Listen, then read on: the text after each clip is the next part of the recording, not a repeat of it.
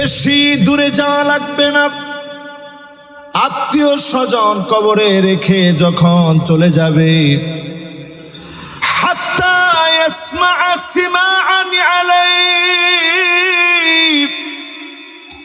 পায়ের আওয়াজগুলো আপনি শুনবেন। ছেলে চলে যাচ্ছে আপনি শুনবেন, ভাই চলে যাচ্ছে আওয়াজ আপনি শুনবেন, বন্ধু বান্ধব চলে যাচ্ছে সব আওয়াজগুলো আপনি শুনবেন। একজনকে আপনি আটকায় রাখতে পারবেন না, যার যার ব্যস্ততা শুরু হয়ে যাবে। আপনি ছাড়া এই দুনিয়া আবার নতুন করে সাজবে, আপনার জায়গা পুরা হয়ে যাবে। বিছানায় আগের মতো আপনার জায়গায় অন্যজন শুয়ে যাবে, সকল জায়গাগুলা দখল হয়ে যাবে। এমন হবে বছর চলে যাবে, একটা সময়ের জন্য আপনার ছেলে আপনারে মনে করবে না, মেয়ে মনে করবে না, স্ত্রীর পর্যন্ত মনে হবে না। জিয়ারত করার জন্য একবার সময় পাবে না। ঠিক একদিন আপনাকে ভুলে যাবে, আপনি শুধু শুধু কবরে একা একা সেদিন শুধু পড়ে থাকবেন। হঠাৎ করে লোকটা তাকায় দেখবেন, নূরুন ওয়া বুরহানুন ওয়া নাজাহ,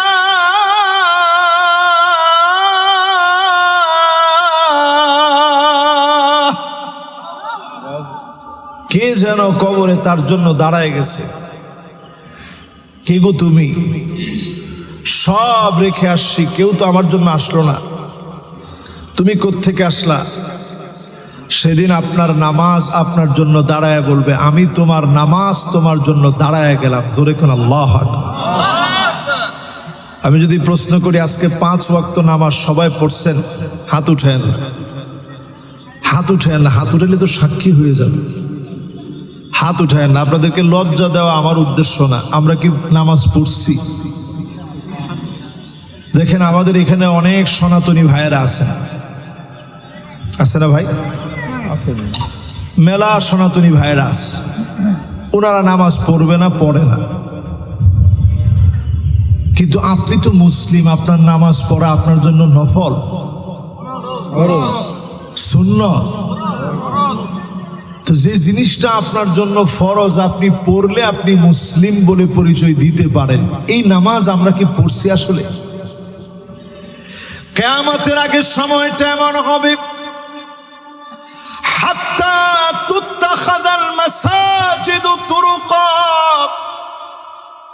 মসজিদের সামনে দিয়ে রাস্তা হয়ে যাবে, হেঁটে হেঁটে লোকেরা চলে যাবে, নামাজের জন্য যাবে না।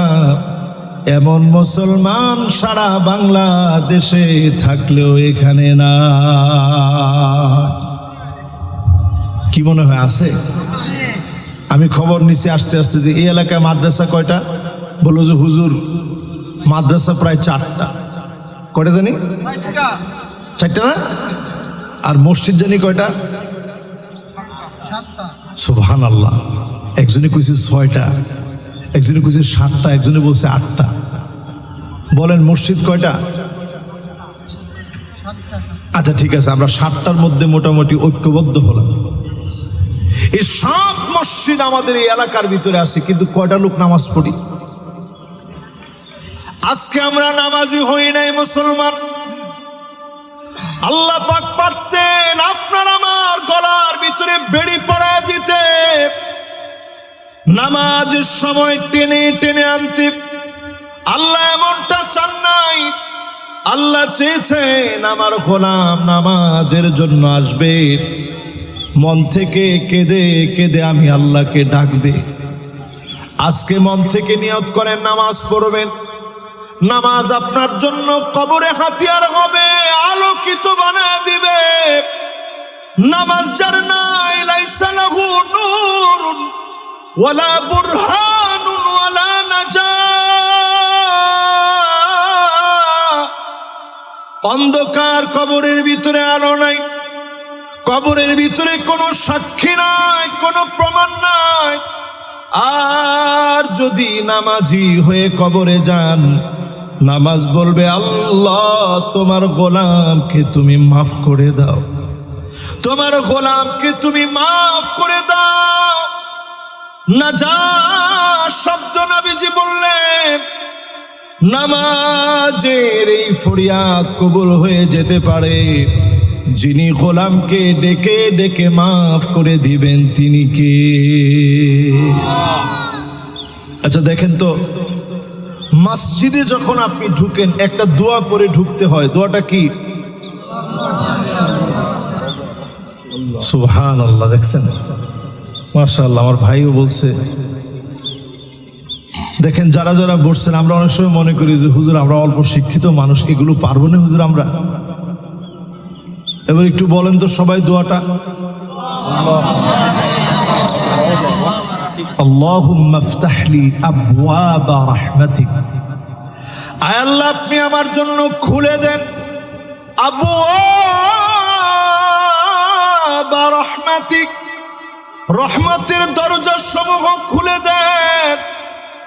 আল্লাহর কাছে যখন এমন দোয়া করবেন, দয়ালু মালিক যদি কবুল করে নেন, যিনি আপনার জন্য রহমতের দরজা খুলে দিবেন, তিনি কে? আপনি আমি জয়বার নামাজের জন্য গেলাম, মুতাতাহহিরান, সুন্দর করে ওযু বানায় নামাজে গেলেন, কানা লাহু কাজরি হাজিল মুহরিম, ইহরাম বেদে সাদা দুই টুকরা ইহরামের কাপড় পরিধান করে হজ করলে যেমন সওয়াব হবে, পায়ে হেঁটে হেঁটে নামাজের জন্য গেলেন, সম পরিমাণ সওয়াব যিনি বান্দার আমলনামায় দিয়ে দিবেন, তিনি কি? এক সেকেন্ডেরও কোনো ভরসা নেই। সেই দিন মাহফিলে বয়ান করতে করতে এক বক্তা চলে গেছেন, দেখছেন না ভিডিওতে আপনারা? কত জায়গায় বয়ান চলাকালীন সময় চলে গেছে, বয়ান থেকে নামতে নামতে চলে গেছে। হায়াতের কোনো লিমিটেশন নাই। এই ক্ষুদ্র হায়াতের ভিতরে নবীজির উম্মত হয়ে যদি আপনি কবরে ঘুমাইতে পারেন, কবরটাকে যিনি আলোকিত বানায় দিবেন, তিনি কে? কুল ইন্নাল মাউতাল্লাযী তাফিরুনা মিনহু ফাইন্নাহু মুলাকীকুম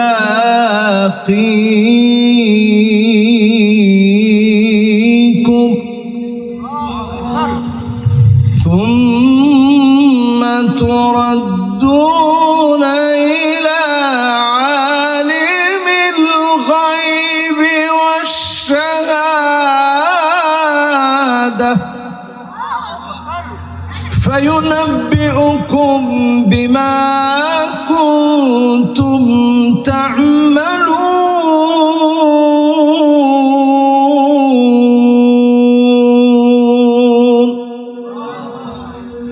সব খবর আল্লাহ জানায় দিবেন। কবরে একদিন শুয়ে যাওয়া লাগবে, সব খবর আল্লাহ জানায় দিবে।